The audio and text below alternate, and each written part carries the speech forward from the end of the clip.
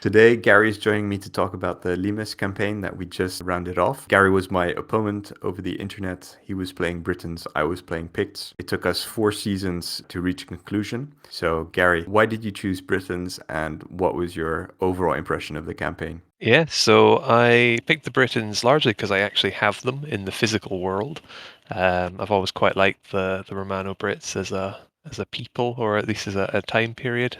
I thought the campaign was quite good. I didn't approach it with a grand plan in mind. I think I had a vision of a kind of Arthurian knight charge, which I played out a lot of times, but didn't really work very well with the battle board. So I think a more competent commander could have made a much better use of the units that were at their disposal. Ended up in a few desperate situations. Some of them worked out, some of them didn't. We'll start off by just a quick description of the campaign for those who haven't seen the videos. So this campaign is in the Age of Invasions book. It's been updated in the latest version with a few minor changes, but overall the first version and this version are I would say 99% the same. It's a campaign between two players. The defender, think about the Roman player defending frontier. However, it doesn't have to be Roman, it can be any faction. And there's also a barbarian attacker.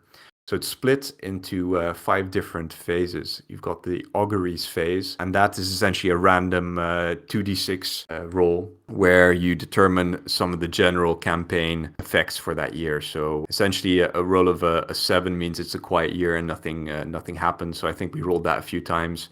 And for example, options which favor the Roman side and options which favor the barbarian side in terms of units you can or cannot take or mercenaries you can take. There's a squabble in the barbarian camp and you can't take a warlord. So that's the first phase. The second phase is the raid preparation phase. So there's quite a lot of administration involved in this campaign. They helpfully give you 2 pages where you can check off what you've done so far and manage your resources. So in the raid preparation phase, you, as the barbarian, you recruit your warband and you prepare your strategies for the raid to come. The consolidation phase, where the barbarian tells you how much time you have to prepare your defenses. And in that phase, you can choose how many people to recruit or to spend your time building defenses or special buildings that give you bonuses. There's the raid itself, which is the game of Saga, one scenario played over and over. However, it can be modified using the barbarian stratagems and also the Roman stratagems. So there's a little bit of it's generally the same scenario. However, there's a few modifications. And finally, there's the aftermath phase, which is where you calculate who's won, who's lost, and how that impacts the morale. So you start off a morale of 10, and every time you win a game, you can reduce your opponent's morale or you can boost up your morale, but it's capped at 10. And if whoever reaches 0 first loses the campaign. To face Gary's Britons, I chose the Picts. What we experienced was that the midway through the campaign, or the Age of Invasions actually was re-released with the new campaign. We essentially just continued by playing the new boards and playing the new campaign with a high amount of continuity. Yeah, there wasn't a lot of difference certainly in the Romano-British board from the last edition to the new one. Yeah, I think the vibe definitely stayed the same. I think on the Picts, they definitely became stronger. Let's start off with the bad. What do you think is maybe a downside of the campaign? The same scenario over and over was a little bit disappointing because I think, especially with like the Age of the Wolf, there was a lot of different scenarios in there, a lot of different things played out, which wasn't great. The way that the defending player builds their fortification is really cool, but the way that you're limited by what the barbarian does can really, I guess, sincerely limit your options. And you were quite clever at playing that as well. You were very good at giving me just not enough to build the really good buildings. So it would have been nice to have a little more agency, I think, as the defender. Although I appreciate that might skew things a little bit too much if you were to be able to just build whatever you wanted without too much. But it could have been done in such a way that if I wanted to build certain powerful buildings, maybe it would give you a bonus rather than necessarily being so one-sided. And I think it snowballed quite fast as well. So I had a couple of missteps in the first game, and then I was on the back foot for the rest of the campaign. So it wasn't really possible to pull it back, which made for some quite good scenarios. You know, the games were good fun with everything on the line, and it was fighting an uphill battle, which was probably thematically appropriate. But it did mean gameplay-wise, it was always it was always very difficult because I was just replacing dead units and never really kind of growing, and you were constantly swelling the forces and getting better. Yeah, so Um, every turn the Roman is kind of stuck with a fixed, or the defender is stuck with a fixed roster in terms of their warlord, Hearthguard, warriors, and levies. And at the end of the game, you roll for each model that you've lost, and on a 4+, you get he's still alive basically. A few bad rolls there, and it really impacts you as well. However, on yeah, the barbarian side, you essentially start every turn start fresh. You always start with 4 points as a barbarian, and then you buy your upgrades to either be able to recruit a warlord. That gives the Romans some extra time because the tribes are squabbling amongst themselves to determine who the warlord is. You give the Romans some extra time if you want to decide to take Hearthguard. If you want to bump up your warband size to 6 points, you also give the Roman extra time. I kept my choices relatively lean, like you said, just to make sure that you had as little recruitment as possible. It mhm. was more of a way of whittling down your forces. By the end of the campaign, you were playing something at like half the points that I was playing, Yeah, it simply because was. you're worn down after 4 seasons of getting picks rolling over your positions. Yeah, I think I don't know if it counts as bad or not, but I think the game as a defender, you definitely had to pre-plan what buildings you wanted and have an idea in mind about what you were going for. Whereas I don't think I strategized quite so well at the beginning. I decided I wanted cavalry, so I was going to get the stables, but I didn't really think beyond that. And then that meant it was quite hard to like kind of adapt and build things. Whereas I think if I'd had a good game plan from the start, I might have invested in, I think it was a fields upgrade to give you free levy, and then another upgrade you could do to make the levy do work to build new buildings, and you could actually probably build quite a strong fort if you looked at it from the beginning. Uh, but if you didn't do that till turn 2 or season 2 of the campaign, it was too late, and you were kind of really struggling to pull back, which is maybe not a bad thing. I spoke to some other people who had played the campaign, and they were actually saying that the barbarian side was the more challenging side, because essentially the mission that you play is the only thing that really counts on the barbarian side is how many units you manage to get across. By across, you actually have to touch the board edge Mhm. of the opposing player. So you have 5 turns, and at the end of the 5th turn, you roll to see whether or not you continue. I think it continues on a 5+. I think we didn't have a single time that we actually ended up playing 6 turns. No, I Um, don't think we made it that far. I think we ended on turn 5 on quite a lot of them. to kind of mitigate also cavalry armies getting advantage, the barbarian only gets half points for each cavalry unit which reaches the board edge. So that's to kind of make up for the increased movement. Mhm. So if you break it down 5 turns, having to move across the board, and then potentially also fight a round of combat, it becomes quite tight actually Yeah. to get across. So I think inadvertently when I chose the picks, that was it ended up being quite a good choice simply because their movement abilities through rough ground or even having fatigue were really exceptional. Um, and then Yeah. combined with You your choice of the Britons who like to turtle up a little bit around their warlord to get the best out of their battle board. So I think that made it a lot easier for me actually. Yeah, you might have struggled with Saxons or something that was a lot more like slow and less mobile, but it was good fun, and we live and learn. Your comment also regarding that it skews one way relatively quickly. I think that's both a bad thing, and it's also good because I think everyone's been in a campaign where it drags out and there's no conclusion. So I think it's Yes. good that it snowballs, and then you get the feeling of, yeah, my guys are in trouble. Uh, like the barbarians are pouring through my defenses. I can't recruit enough people. I think thematically it captures the vibe of the late kind of like the dying days of the Western Roman Empire quite well. Yeah, no, I Um, really liked that. And I think it was it the third season I squeezed out of a victory against all the odds, which made it feel really good. And then obviously I got crushed in the fourth season, but it was yeah, it was a hard win, but it was good. Um, yeah, because essentially, if I think I lost a few melees, so I bounced back, and that just completely that meant I couldn't reach the board edge, and then you'd essentially won, and you'd sent me back into my territory. So yeah, I think it's down to luck as well. I think because you Yeah. had some pretty bad rolls, especially on your Hearthguard charging in and not doing too much. Yeah, there was a Um, few disappointing charges, but it's the dice. I mean, you can't really change that. yeah, it's also we're playing on Universal Battle, and I had the paid one, and I think my dice rolls were favored slightly. Yeah, pretty sure Universal Battle gives you good more sixes if you pay a subscription. Not to dwell on negatives, but I think one more thing on the scenarios. Age of Innovations is somewhat unique also in terms of an era book where they actually have scenarios inside the book. So there's the cattle raid, there's the frozen river, there's the battle around the campfire. I think those could have been integrated into this campaign quite seamlessly, actually. Mm. Either through paying a tax in time to say the barbarian player wants to do frozen river and attack in the winter, for example, or once I get through your defenses, we play the cattle raid scenario. So you have a second chance to catch me while I'm trying to steal your cattle behind your Yeah. lines. Something like that. I think that would be easily done. Maybe we can talk about the good now.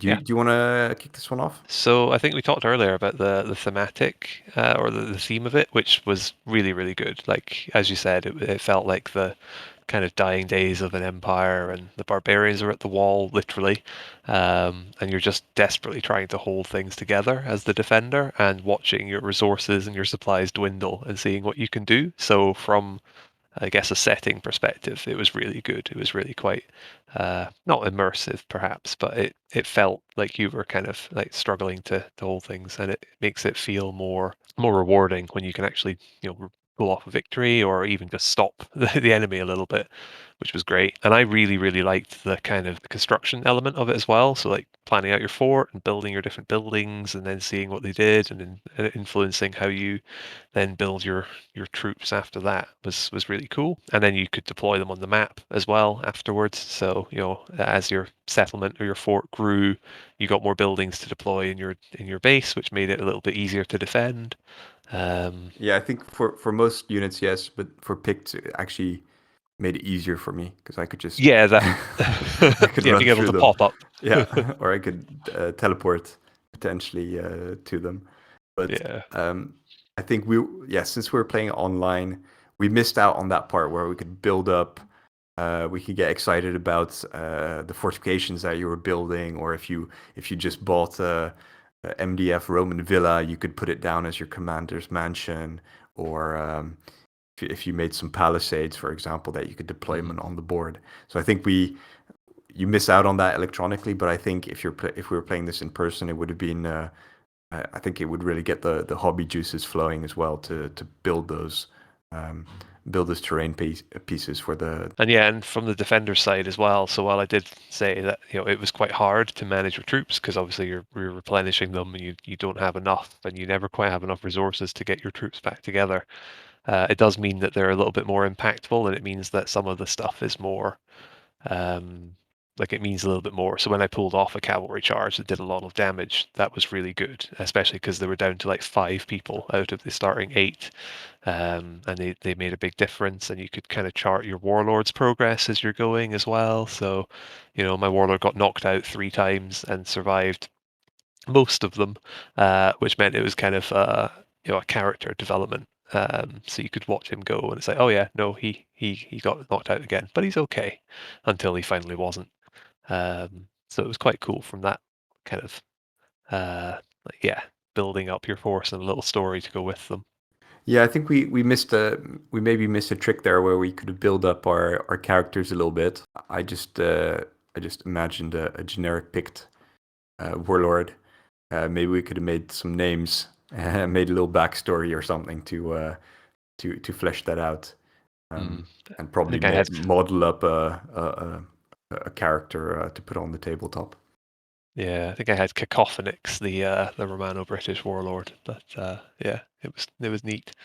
Yeah, so I think the sense of the uphill battles that was I could feel that as even as the barbarian player, that you were struggling and that you were you weren't getting your reinforcements from the hinterland to help you out, and also the resource management.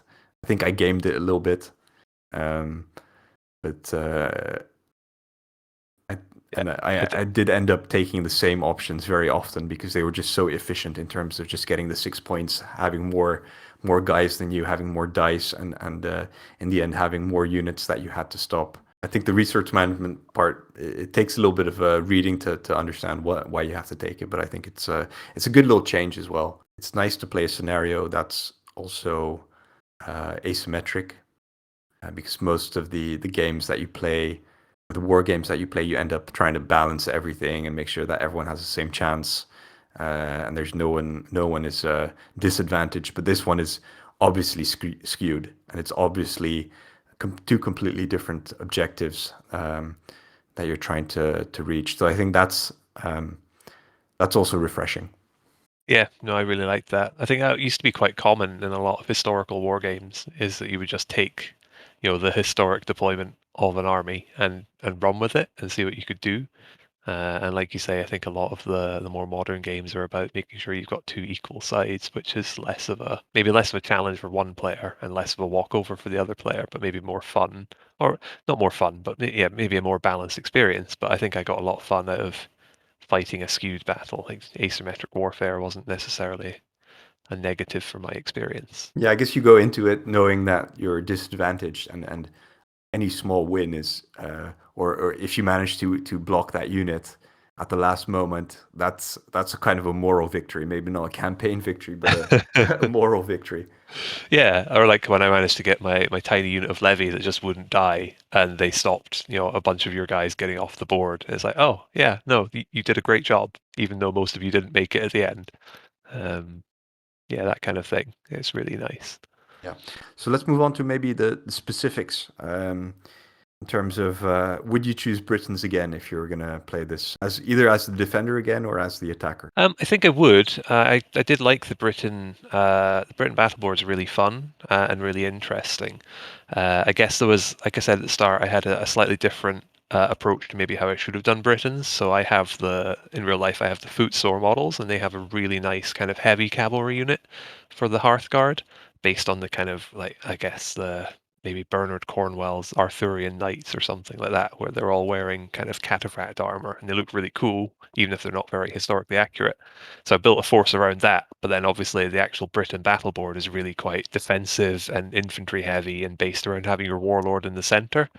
So I did a couple of cavalry charges that got my warlord completely isolated, and then had some warriors hanging about, not being able to benefit from at least 50% of the board. Um, so I think I would do them again, but I would do them differently. I would do a much more infantry-focused army, and I would do a much more kind of maybe a block tactic rather than a cavalry wing. But I really enjoyed the board, and some of the combinations you could pull off were quite spectacular. Especially if you got some good rolls and you could, have your warlord refreshing fatigue and doing extra damage and yeah, negating enemy armor. It was quite a fun board overall. Yeah, I think as a defender, they're definitely in their place because you can load up your board. You don't have to worry so much about movement. So you have, I think I was often kind of getting in range of your units, while you had 5 or 6 abilities lined up on your board, and I had maybe one defensive ability, to counter that, just because I had to use my dice to get across. Mm. So that was a little bit scary sometimes, because yeah, you didn't have to worry about moving very far. You could essentially just go to the left and to the right and intercept me. Um, and yeah, they were very powerful. I think on the attacking side, you would have had some issues because you would just have. Because I don't think you actually have any multiple activation abilities on the Britain board. There's For one, I think, that oh, allows you but to that's for move. charging as well, isn't it? Yeah, exactly. So it's not necessarily super helpful. Yeah, Um, so yeah, I guess anything helps, but I think you would be losing out, both on having to spread your units out a little bit, and then being away from your warlord, Yeah, losing losing the galvanized if galvanized. you're moving up, and then also having to spend dice to actually move across the board instead of putting them on advanced abilities. Yep. On the flip side, I think the picks were probably one of the best choices to take. Even the foot units can move really quickly. There's one amazing multiple activation unit where I can move L with scouts, and if I roll a rare, I can move 2 units L and just ignore terrain, fatigue, everything. And that really, that was amazing. Essentially, that saved me, and also saved me since I was taking levies. So it was just such an efficient way of activating them. On the defensive side, I think Picts would struggle a little bit because your movement doesn't matter so much since you're just very reactive. You're just trying to stop people. So I would probably there just take maybe 1 unit of crossbows and some warriors so they could close ranks consistently and kind of just hold off the enemy that way. But I think the matchup was definitely thematic. Everyone's in the same rough geographical area. If we were to replay it, and for example, if I was going to take Goths or mounted Goths, I think that would be I would probably get a lot of units across the board, but they would not score very highly since they're mounted. Yeah. So I think that would be a lot more difficult. Just thinking about Huns, essentially all mounted units, I think that might also be a little bit tough. Yeah, I think Romans and the Britons are probably the most powerful defensive boards you can take for this campaign if you're trying to maximize that. Yeah, definitely, and go heavy on warriors and not worry too much about Hearthguard or Levy, probably. How do you think you could improve the campaign? So I think we touched on the scenarios earlier. So I think a little bit more variety would be really helpful. So not just running the same mission over and over, but having some different things in there. You mentioned the cattle raid, for example. That could be quite fun, especially if you could then play that into some of the options that the two players have. Maybe if someone loses a cattle raid, they have fewer resources to spend, or if they win it, they get some more. Maybe a way of some more options for the defender if the barbarian player manages to be really efficient with their resource units or their time units. Giving the defender the option to say, well, okay, I'm going to invest something in building this big frontier work, even if I don't quite have enough points, or maybe I'll deploy less units on the field, or maybe something like that could be quite good. I quite liked the different options on the frontier works. Some of them felt maybe a little bit superfluous. I don't know why you would necessarily take like the hospital or I can't remember his name, not the apothecary, but the Medicus. The medicus, yes, medicus. Yeah, so I don't know, maybe it's maybe one was just cheaper or something. But yeah, I think more being able to play a bit more with your frontier works would be good, because that's one of the big draws to me of the campaign is the defender, is being able to kind of like draw out and design your fortress. And then maybe some more ways to interfere with the barbarian too. There's not too many options for you to send a raiding party or try and disrupt them somehow in their phase. So that could have been quite nice as well. There's the watchtower that you can take where I have to essentially declare what I take, and also the units I'm taking and the stratagem I'm taking. It costs 6 time units. Yeah. And I think I would routinely give you 7, just about fit 6 points in there, and then take a warlord and elites. And, Yeah, which that meant was if I kind of had your yeah, because then the watchtower just becomes very expensive because you're missing out on recruitment. Yeah, exactly. But like something like a reverse like horse raid or something, if I could send troops to free up all your horses or something. So Like maybe a I don't. revenge raid. Yeah, exactly. And then you wouldn't be able to field mounted units, for example, for the next game at the cost of 4 warriors or something. That could be quite neat. Just stuff like that could be quite cool. Yeah, I think that would be good. 'Cause then you could like a punitive expedition or something to to get back. I think on my side, I could have mixed it up a little bit as well. Like I said, I was very efficient with the time units, In the end, in the last game I used the major assault, which essentially gives you extra morale, gives whoever wins extra points to spend on reducing the opponent's morale. Because I wanted to knock you out once and for all. However, yeah, there's a few ways of changing the scenarios from my side. I can do a revenge raid where essentially I don't care about moving across the board. I only care about massacre points. However, that's eight time units. So if I wanted a 6-point warband, I would actually have to give you something like 18 or 16 or 17 time units to be able to use that. And then we would be very evenly matched, I think, if you decided to recruit more guys. Essentially, I could. Different oaths and things you had as well. Yeah, the oaths. I don't think those ended up having. I think that was just an extra level of difficulty which I had to do. But I think you helped me along as well by charging your warlord into suicidally into my units when I had the boast of having to kill your warlord. So I think you helped me out a little bit there. Just a little, yeah. But yeah, overall, I think it's a nice little campaign. You want to try it with the Age of Magic? Yeah, I think I've got some. I've got a friend who'd quite like to run it, so I think we're going to try and do an Undead, Legion, and Great Kingdoms one. I think that could be quite nice. So Undead is the barbarians and the Great Kingdoms defenders. It'd be quite a fun little intro. They're quite new to Saga. They've played a few games, but not too many. So it kind of gives them a little bit of something like some buy-in and a way to develop the game as they go. So I definitely want to do it again. Like I certainly had a lot of fun with it, and I'm willing to replay it. So that would be great. It's a fun little game. I think it's easily transferable also to different era books, so Age of Vikings or Crusades. You can easily modify the I guess the fluff around it.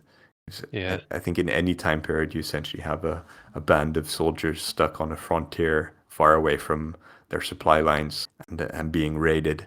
So I think that's probably far more common than the small skirmishes that we end up playing in Saga. Yeah, maybe you've got a Saracen warband who's trying to keep the Crusaders away, or like you say, maybe the Saxons are trying to stop the Vikings from getting a beachhead or what have you. And even, as you say, precursor to a bigger campaign could be quite nice as well. So maybe you could have a group playing different ones that then impact maybe fall into another one. So, you have a Limes campaign that if the defender wins, you give some more points to the defending force. I don't know. Lots of different things you could try. Generally, I think the Age of Invasion book is full of really good additions, both in scenarios and this little campaign, and also the battle boards. According to me, I think it's one of the more interesting books for Saga. Yeah, likewise. I think I concur with that. Excellent. All right. Thanks a lot for your time, Gary.